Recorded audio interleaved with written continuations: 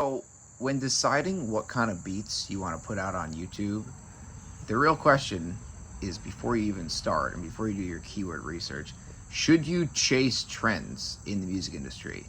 Because the music industry, it moves quick, right? There's artists that come, there's artists that go, a new sound will come up, a new sound will go. And the question is, as a music producer, should you hop on these opportunities to try to take advantage of a moment where there's going to be a lot of engagement and you to use your sound to kind of capture an audience, right? That's the question. And the answer to that question I'm going to give you right now is sort of a little bit of yes and a little bit of no.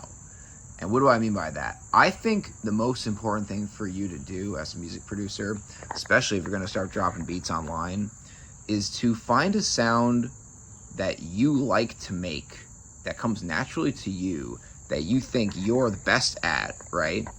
But something that also you can make and you can stick to on a consistent level. So if you're only chasing a trend, if you say to yourself, man, like this new sound, maybe it's like an Afro beat sound, or this new kind of drill sound, or this new Drake pad sound, whatever, like this is really popular, I should really hop on this.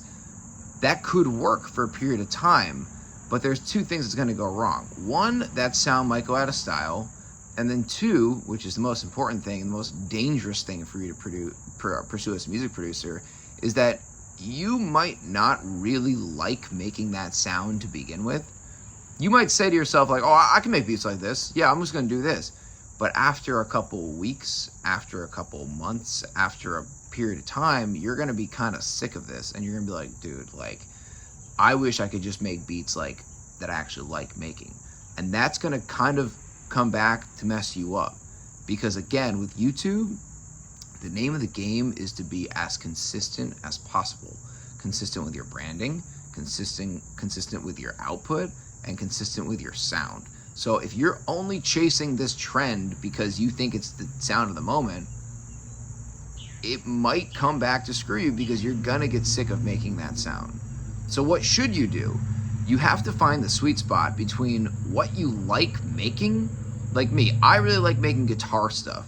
And that was something that when I first started, it was like, whoa, I can make guitar stuff. This is like a place I can put my stuff on YouTube, make beats, but nobody else was really doing it. And it's something that I feel like I really bring to the market.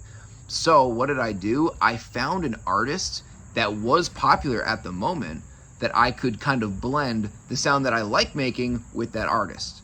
Who was that? Frank Ocean. Boom. He dropped Blonde, and I was like, this is perfect. I'm going to do electric guitar beats, which is something that I can make forever.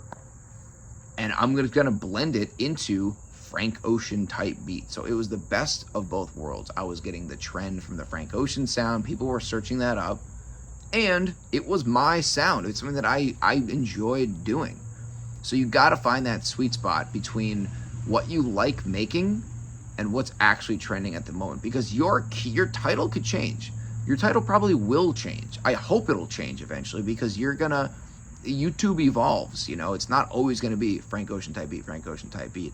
I took that and I kind of leveraged it more into guitar type beat and then acoustic guitar type beat. But it all came down to me taking the sound that I like the most, that I make the most, that I feel comfortable making every day, and then finding that artist that you think you can kind of tag along with so you can find the best of both worlds. Hope that makes sense.